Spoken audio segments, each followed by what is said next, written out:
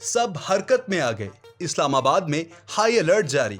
खान की अहलिया और दोनों बेटों को संभालना मुश्किल ही नहीं नामुमकिन हो गया। पाकिस्तान की गली गली में इमरान खान के हक में नारे। आला ओहदेदारों, माहिरीन और सियासतदानों ने सर जोड़ लिए। इक्तदार की हवस ने नून लीग को अंधा कर दिया। लंदन बैठकर ऑर्डर पास करने वाले को भी सबक सिखाने आवाम पहुंच गई। जमाइमा खान और कप्तान के दोनों बेटों ने तारीख रकम कर डाली। पाकिस्तान आने का फैसला करते ही शहबाज सरकार पर एक और मुसीबत आन पड़ी। इंसानी हुकूक के इदारे और कप्तान की अहलिया का पाकिस्तान आना किस कदर खतरनाक हो सकता है, माहिरीन की राय ने हिला कर रख दिया। पंजाब में इमरजेंसी नाफिज। जरदारी ऐसी गेम खेल गया कि नून लीग की सियासत हमेशा के लिए दफ। मजहब पर सियासत करने वाले भी कमरों में घुसकर खामोश हो गए। कप्तान के लिए ऐसी गैबी मदद के सब हैरान रह गए। सिर्फ इलेक्शन रुकवाने के लिए 22 करोड़ अवाम के मुस्तकबिल को कैसे दांव पर लगाया गया। जमाइमा खान और कप्तान के दोनों बेटों ने हंगामी तौर पर पाकिस्तान आने का फैसला क्यों किया?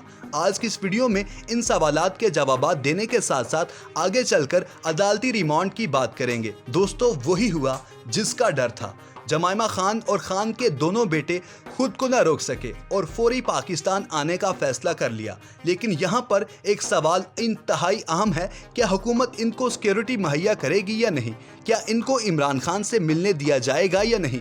हालात किस तरफ जा रहे हैं और सूरत हाल में क्या तब्दीली आ सकती है या आ भी सकती है कि नहीं? सबसे पहले बात करते हैं इमरान खान साहब की साबिक अहलिया और दोनों बेटों के पाकिस्तान आने की, कि उन्होंने इसका फैसला क्यों किया।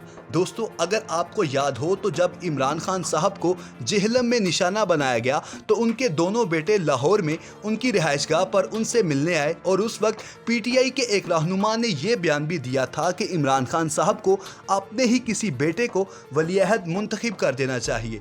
पीटीआई क़यादत में ऐसी कोई शख्सियत मौजूद नहीं है जो कि आइंदा पार्टी की बागडोर संभाल सके। उस वक्त इमरान खान साहब ने इस पर कोई रद्द-ए-अमल नहीं दिया था क्योंकि उस वक्त मामलात कुछ और थे। लेकिन अब जबकि इमरान खान साहब को गिरफ्तार किया जा चुका है तो अब की बार उनके बेटों के साथ उनकी अहलिया ने भी पाकिस्तान आने का फैसला किया है।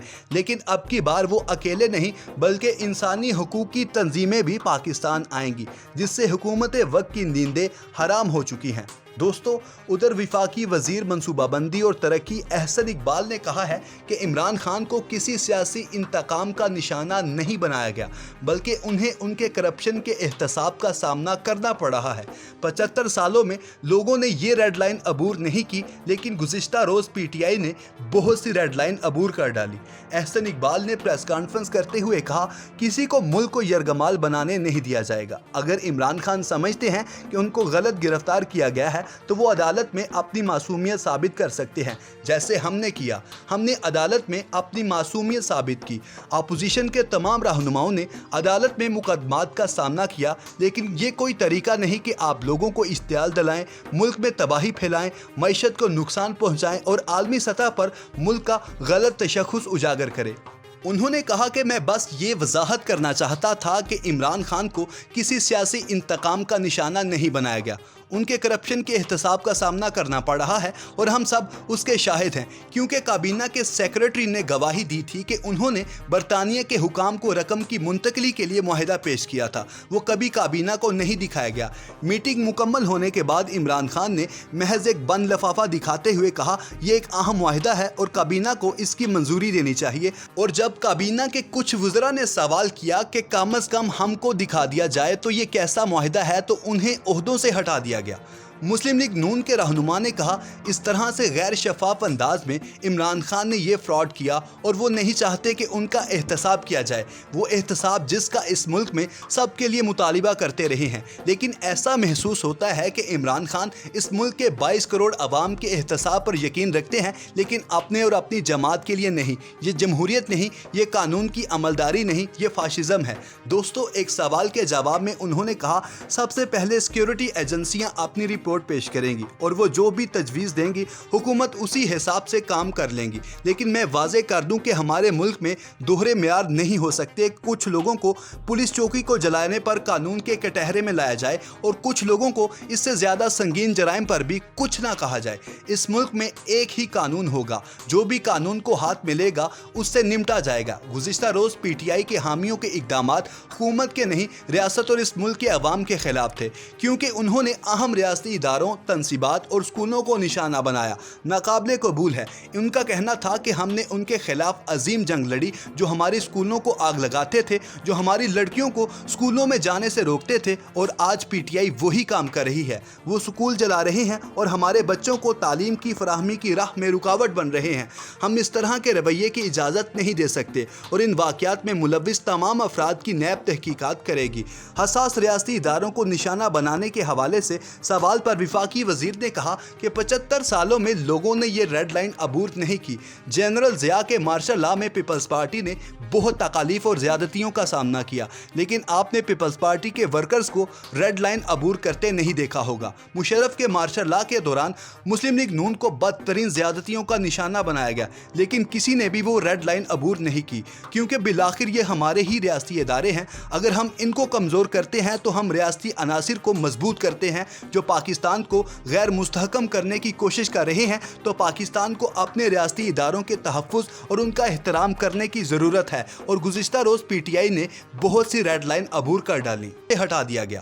مسلم لیگ نون کے رہنما نے کہا، اس طرح سے غیر شفاف انداز میں عمران خان نے یہ فراڈ کیا اور وہ نہیں چاہتے کہ ان کا احتساب کیا جائے، وہ احتساب جس کا اس ملک میں سب کے لیے مطالبہ کرتے رہے ہیں۔ لیکن ایسا محسوس ہوتا ہے کہ عمران خان اس ملک کے 22 کروڑ عوام کے احتساب پر یقین رکھتے ہیں، لیکن اپنے اور اپنی جماعت کے لیے نہیں۔ یہ جمہوریت نہیں، یہ قانون کی عملداری نہیں، یہ فاشزم ہے۔ دوستو، ایک سوال کے جواب میں انہوں نے کہا، سب سے پہلے سیکیورٹی ایجنسیاں اپنی رپورٹ پیش کریں گی اور وہ جو بھی تجویز دیں گی حکومت اسی حساب سے کام کر لیں گی۔ لیکن میں واضح کر دوں کہ ہمارے ملک میں دوہرے معیار نہیں ہو سکتے۔ کچھ لوگوں کو پولیس چوکی کو جلانے پر قانون کے کٹہرے میں لایا جائے اور کچھ لوگوں کو اس سے زیادہ سنگین جرائم پر بھی کچھ نہ کہا جائے۔ اس ملک میں ایک ہی قانون ہوگا، جو بھی قانون کو ہاتھ ملے گا اس سے نمٹا جائے گا۔ گزشتہ روز پی ٹی آئی کے حامیوں کے اقدامات حکومت کے نہیں، ریاست اور اس ملک کے عوام کے خلاف تھے، کیونکہ انہوں نے اہم ریاستی اداروں، تنصیبات اور اسکولوں کو نشانہ بنایا۔ ناقابل قبول ہے۔ ان کا کہنا تھا کہ ہم نے ان کے خلاف عظیم جنگ لڑی، جو ہمارے اسکولوں کو آگ لگاتے تھے، جو ہماری لڑکیوں کو اسکولوں میں جانے سے روکتے تھے، اور آج پی ٹی آئی وہی کام کر رہی ہے۔ وہ اسکول جلا رہے ہیں اور ہمارے بچوں کو تعلیم کی فراہمی کی راہ میں رکاوٹ بن رہے ہیں۔ ہم اس طرح کے رویے کی اجازت نہیں دے سکتے اور ان واقعات میں ملوث تمام افراد کی نیب تحقیقات کرے گی۔ حساس ریاستی اداروں کو نشانہ بنانے کے حوالے سے سوال پر وفاقی وزیر نے کہا کہ 75 سالوں میں لوگوں نے یہ ریڈ لائن عبور نہیں کی۔ جنرل ضیاء کے مارشل لا میں پیپلز پارٹی نے بہت تکالیف اور زیادتیوں کا سامنا کیا، لیکن آپ نے پیپلز پارٹی کے ورکرز کو ریڈ لائن عبور کرتے نہیں دیکھا ہوگا۔ مشرف کے مارشل لا کے دوران مسلم لیگ نون کو بدترین زیادتیوں کا نشانہ بنایا گیا، لیکن کسی نے بھی وہ ریڈ لائن عبور نہیں کی، کیونکہ بالآخر یہ ہمارے ہی ریاستی ادارے ہیں۔ اگر ہم ان کو کمزور کرتے ہیں تو ہم ریاستی عناصر کو مضبوط کرتے ہیں، جو پاکستان کو غیر مستحکم کرنے کی کوشش کر رہے ہیں۔ تو پاکستان کو اپنے ریاستی اداروں کے تحفظ اور ان کا احترام کرنے کی ضرورت ہے، اور گزشتہ روز پی ٹی آئی نے بہت سی ریڈ لائن عبور کر ڈالیں۔